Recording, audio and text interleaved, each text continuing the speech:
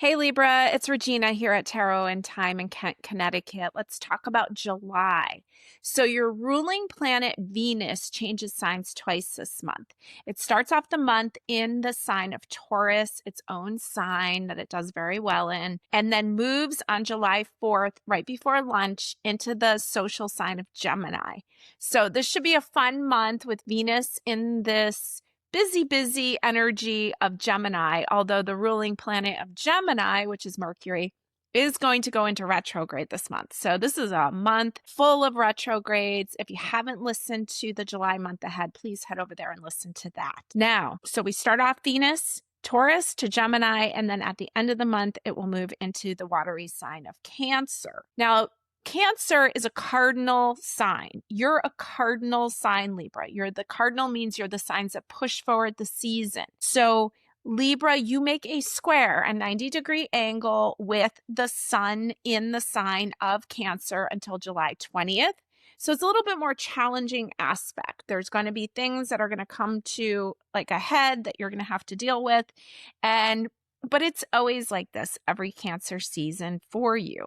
Now, Jupiter, the planet of luck, blessings, and expansion, just moved into the sign of Cancer. So you're going to have that square going on for a whole year with Jupiter. So just don't try to be too headstrong. If there's changes that you need to make, things that are going to come up, you're going to need to pay attention to those things.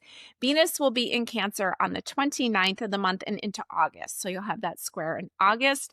So until then, enjoy the beautiful trine, which is a positive aspect with Venus most of the month of July when it's in the air sign of Gemini, because you are an air sign Libra and you make a positive triangle. So 7-4 to 729.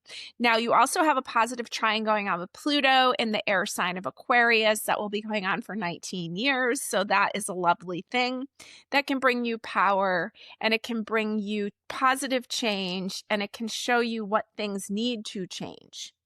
Now, Uranus just moved into the sign of Gemini, and it's going to be there until 2033. So Uranus is the ruler of Aquarius, and Uranus is the oh wow planet. And so you might have a lot of bright ideas, and you might, new things can just show up.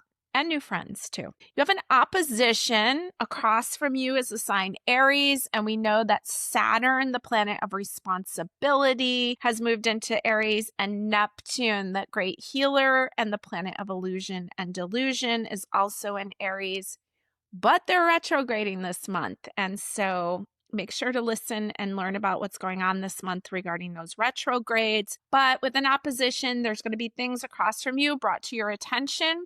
There's themes of work, there's themes of rest. Okay, so this is going to be an interesting month for you. The moon starts off, July starts off with the moon in your sign, Libra, and it ends with the moon in your sign. So I think that's going to be a harmonious vibe for you. So 7-1, 5:16 p.m., the moon moves into Libra, and 7-4, 5:33 a.m., it moves out.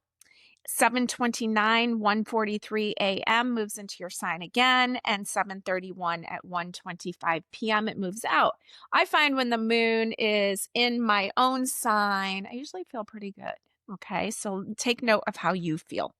All right, let's throw some cards on the table here for themes for you this month, Libra. See what you need to know. Working with a couple different decks. I have the Herb Crafters, which is one of my all-time favorites. I'm working with the Relative Tarot. I have the Kickstarter version that also came with the Relative Oracle that's now been marketed as the Beloved Dead, which we do have in stock. And I keep telling you, but the online store's coming. It really is pretty soon.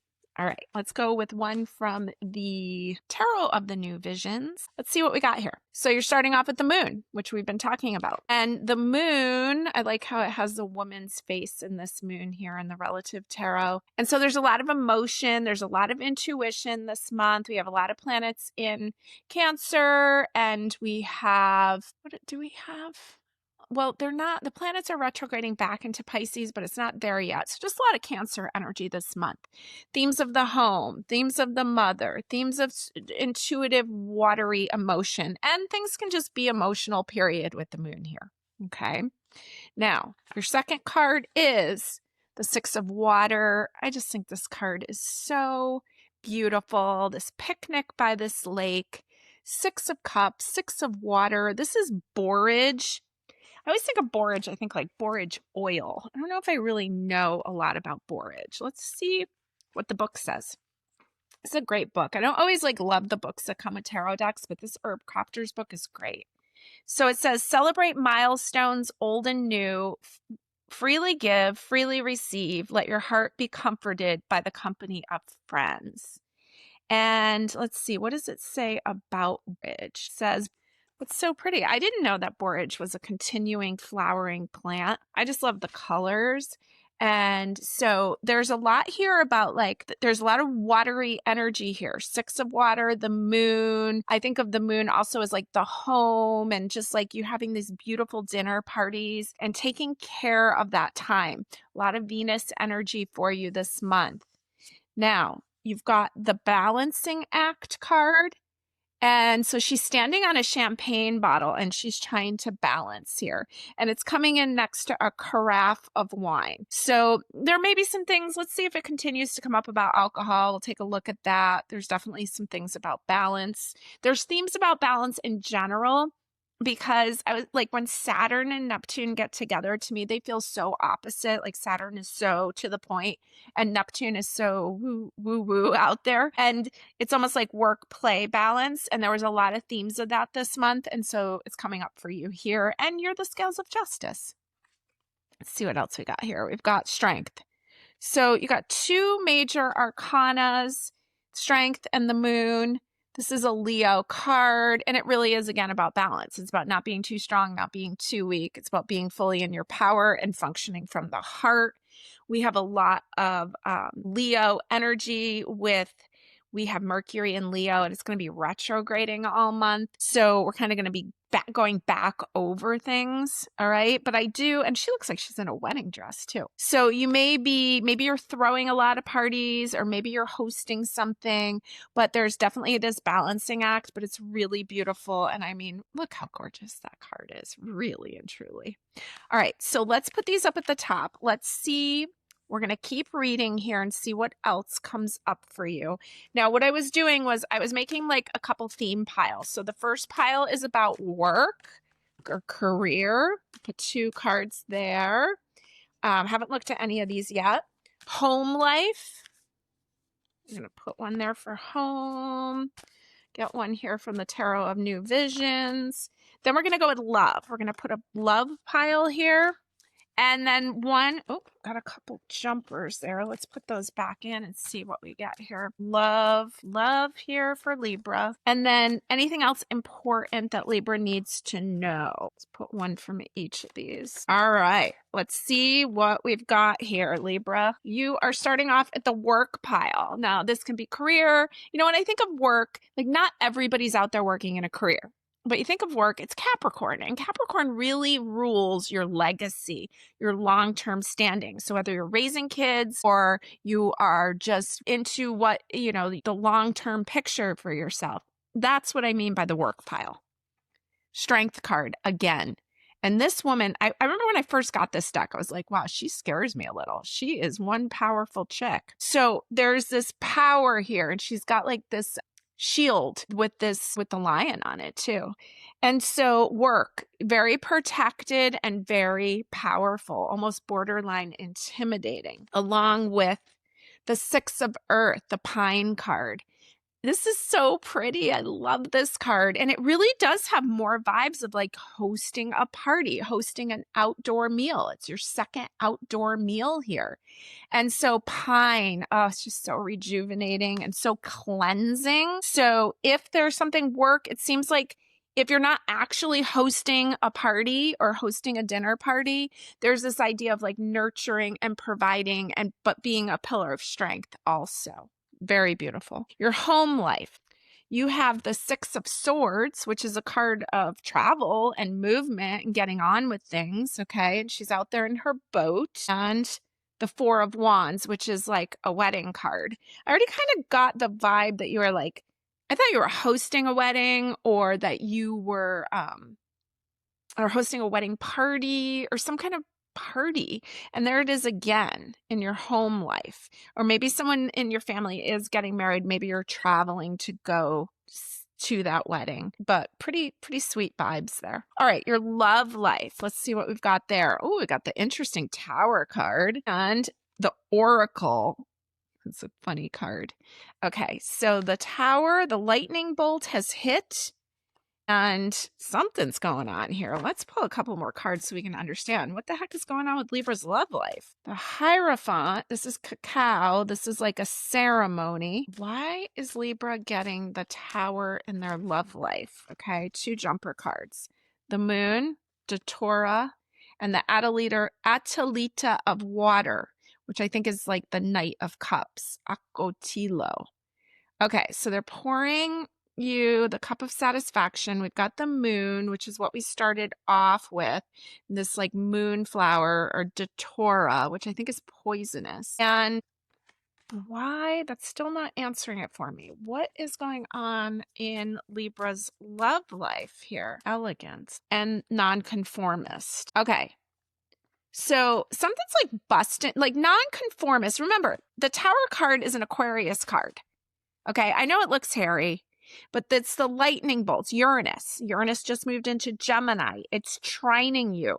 It's a positive aspect. So it's kind of busting apart things that don't serve you. And sometimes I reference the Tower as like, if you don't take the action that you need to take, then something's going to help you take that action. And that's what I'm getting there. And the Oracle card. So I think that there's something you know in your love relationships. Now, again, this can be the way you love yourself. This could be in relationship with others. But there's something that you have known for a while that isn't working. And I see Aquarius, and then this nonconformist is completely Aquarius again. There's a different way to handle something with your love. Like, you're not going to be able to conform to things. Maybe you've been staying in something because you're like, I'm a Libra, I rule relationships, and I'm supposed to be in one. But there's something here that's shaking it up so that you can be your authentic self. But there's elegance here. And so you just need to be who you truly are in relationship. You cannot pretend. You cannot hide who you truly are. I know, Libra, that you tend to be lean towards people pleasing, and it's showing me that that's not going to work. You need to be your true self. Now, anything else important for you to know? That's what this pile is. First one is leisure, which looks very beautiful. Okay, so it's really important for you to take some time out this summer. Here's the 9 of air, the pomegranate. Now, this is usually a card of someone like worried with all these thoughts above their head. This is a different version. Let's see what the book has to say, because this is the pomegranate. And it says, no love, no grief. Claim your underworld crown. You are the sky. Everything else is the weather. So do not hurry your grief. Pomegranate fruit must be harvested at just the right time, or it will not ripen off the tree. You will live through shattering experiences and still stand proud. When you are ready, quench the thirst of guilt, regret, and worry. Invite in forgiveness.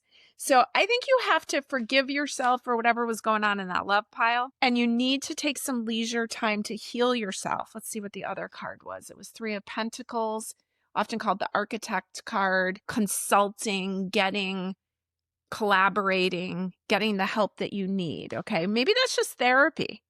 I'm always telling people to go to therapy, so don't take it too personally. All right, now let me just pull one more so I can understand that more. Let's throw an oracle on there. What does Libra need to understand here? Anything else for Libra? It's the Guardian card. Okay, this card kind of freaked me out when I first saw it, but it's almost like you have this guardian angel. They don't want you to stay untrue to yourself. So I kind of get the vibe that you're going to go to a wedding, or you're hosting a wedding. It's going to trigger something about love for you, and you are going to try to really show up as your true self, because I think you've been holding back. You're being looked out for. It's almost like both of these cards, in a way, you have a guardian. All right, you've got support, and they're just kind of cracking this open like it's the right time to do this, to see, and getting the proper help that you need.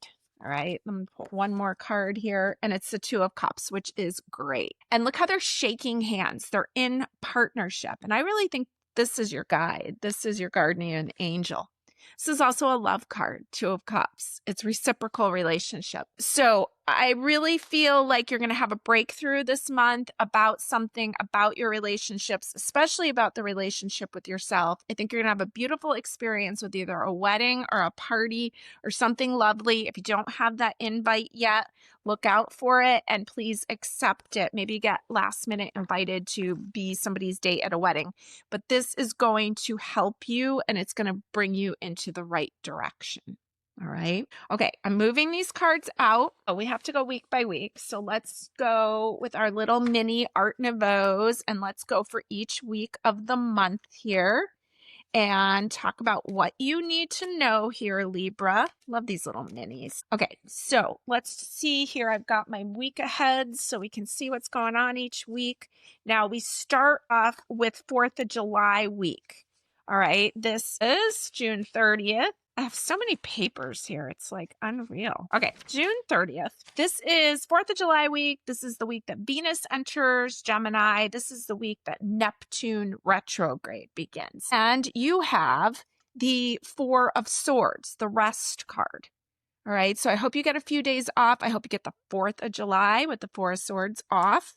And maybe you can just get some quiet, calm energy going there. Now, the next week is the week that Uranus moves into Gemini for till 2033. This is the week of the full Capricorn moon, and Saturn retrograde begins at the end of this week. And we have the Page of Pentacles. So young energy, pentacles, anything of value showing up here this week. So it could be a new money idea.